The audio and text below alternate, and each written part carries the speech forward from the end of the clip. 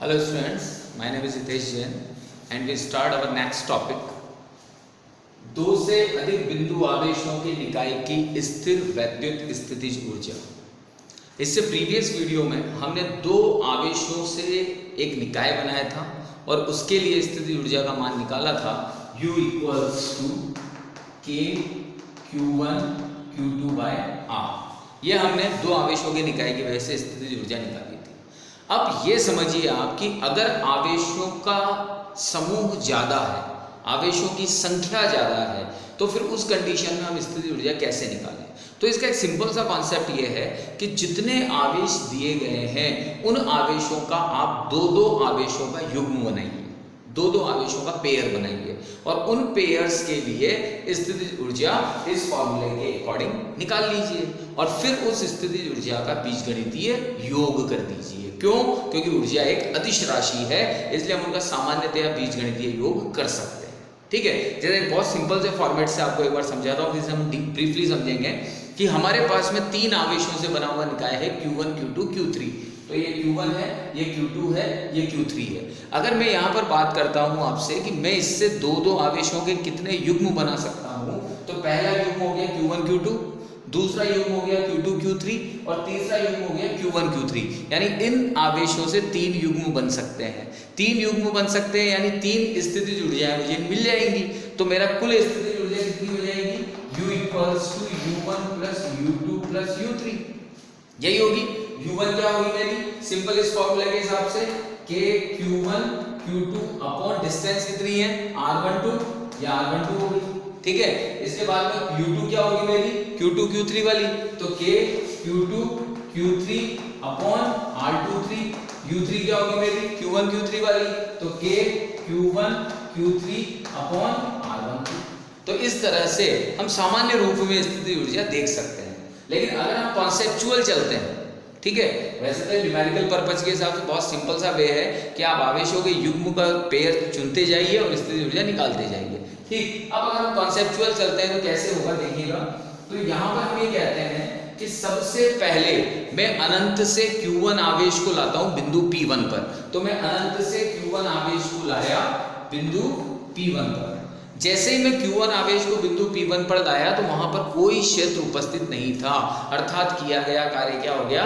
शून्य। तो Q1 आवेश को लाने पर, Q1 आवेश को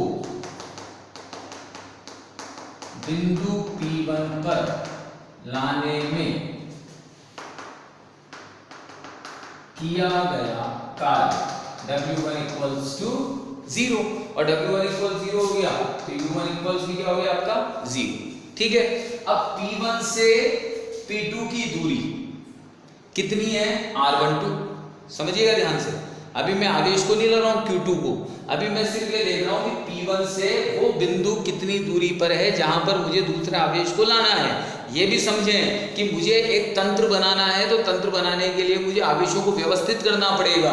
हम एक आवेश के पास दूसरे आवेश को एक पर्टिकुलर दूरी तक ही ला सकते हैं, उससे ज़्यादा नहीं ला सकते, क्योंकि विद्युत क्षेत्र अपना प्रभाव दिखाता है। ठीक है, तो मुझे Q2 आवेश को बिंदु P2 तक लाना है और बिंदु P2 P1 से कितनी दूरी पर है? R12 दूरी पर। तो इस Q1 आवेश के कारण इस R12 दूरी पर स्थित बिंदु P2 पर विभव कितना होगा? V equals to K Q1 upon R12। ये इस P1 या इस Q1 आवेश के कारण बिंदु P2 पर विभव आएगा। ठीक है, तो अब जब अनंत से आप Q2 आवेश को यहां पर लाओगे तो किया गया कार्य कितना होगा? तो Q2 आवेश को लाने में किया गया कार्य क्या होगा देखिएगा? W2 इक्वल्स टू आवेश कौन आया? Q2 और विभव किसका चलेगा? Q1 का। तो ये क्या हो गया? K Q1 Q2 upon R12। ठीक है, ये तुम्हारा W2 आ गया और ये W2 किस रूप में संचित हो जाएगा? स्थितिज ऊर्जा U2 के रूप में। ये तुम्हारी इक्वेशन 2 आ गई और ये क्या है? 1। ठीक है, अब समझिएगा फिर दोबारा, यहां पर अब Q1 भी पहुंच चुका है, Q2 भी पहुंच चुका है। तीसरे आवेश को मुझे कहां लाना है? P3 पर। P3 पर लाऊंगा तो P3 P2 से कितनी दूरी पर है? R23 दूरी पर। और P1 से कितनी दूरी पर है, r13 दूरी पर, तो इसकी वजह से भी इस पर विभव निकलेगा और इसकी वजह से भी इस पर विभव निकलेगा। ठीक है, तो इसकी वजह से विभव कितना निकला, Q1 की वजह से k Q1 अपॉन r13, यही विभव निकला बिंदु P3 पे, और इसकी वजह से विभव कितना निकला, k Q2 अपॉन r23। ठीक है, तो दोनों विभव क्या हो जाएंगे, इस बिंदु पर आकर जुड़ जाएंगे। क्यों? क्योंकि अदिश राशि है, तो बिंदु P पर इन दोनों आवेशों का कुल प्रभाव पड़ेगा, तो ये दोनों विभव आपस में ऐड हो जाएंगे। समझ में आ रही मेरी बात? अब मैं अनंत से किसको ला रहा हूं, Q3 आवेश को, कहां पर, बिंदु P3 पर। तो अब देखिएगा, बिंदु Q3 आवेश को P3 तक लाने में किया गया कार्य W3 इक्वल्स टू, किस आवेश को ला रहे हो, Q3 को। अब विभव किस किस का, Q1 के कारण विभव प्लस Q2 के कारण विभव। ठीक है, तो Q3, अब Q1 के कारण विभव कितना होगा बिंदु P3 पर, k Q1 अपॉन डिस्टेंस कितनी है, r13, ये r13 आ गया, प्लस Q2 के कारण से विभव कितना होगा, k Q2 अपॉन r23 आ गया। ठीक है, और इस Q3 को अंदर मल्टीप्लाई कर दो, तो Q3 को अंदर मल्टीप्लाई करोगे तो k Q1 Q3 upon r13 और k Q2 Q3 upon r23। तो ये किया गया कार्य किस रूप में संचित हो गया, स्थितिज ऊर्जा के रूप में। अब इन तीनों स्थितिज ऊर्जाओं का क्या कर दो, बीजगणितीय योग कर दो। तो स्थितिज ऊर्जाओं का बीजगणितीय योग करोगे तो कुल स्थितिज ऊर्जा U बराबर U1 U2 U3।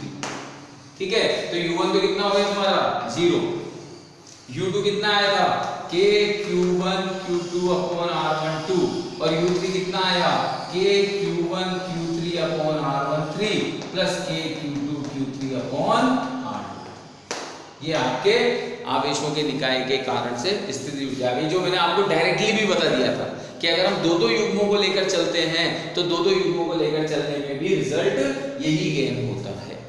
ठीक है बेटा, तो ये तीन आवेशों के निकाय के कारण से विद्युत स्थिति ऊर्जा हमें प्राप्त हो गई। अब जैसे जैसे आवेशों के निकाय बढ़ते, आवेशों की संख्या बढ़ती जाएगी, वैसे वैसे स्थिति ऊर्जाओं को आप अलग अलग निकालते जाइए युग्म बनाकर, और फिर उनका क्या कर दीजिए, बीजगणितीय योग कर दीजिए। ओके बेटा, थैंक यू।